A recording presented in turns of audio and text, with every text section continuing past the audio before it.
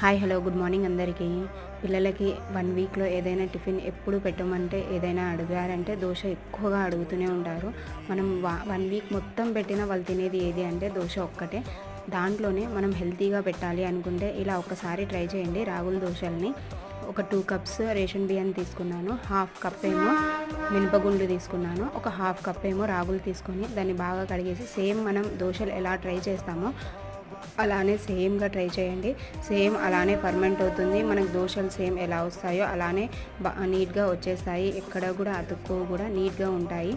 మనం ఏ దోశలు వేసుకున్నా అంటే కారం దోశ వేసుకున్నా లేదంటే ఎగ్ దోశ వేసుకున్నా ఏది వేసుకున్నా సేమ్ ఎలా ఉందో అలానే వస్తాయి దోశలు. పిల్లలకు కూడా నచ్చుతాయి. మనం హెల్తీ ఫుడ్ పెట్టినట్టు కూడా ఉంటుంది. సేమ్ ఎప్పుడు సేమ్ దోశలు కాకుండా ఇలా ఒక్కసారి డిఫరెంట్ స్టైల్లో చేసుకోండి. మనకి దోశ బ్యాటర్ కూడా కరెక్ట్గా వస్తుంది. Thank you. హెల్తీకి health. Please like, share and subscribe.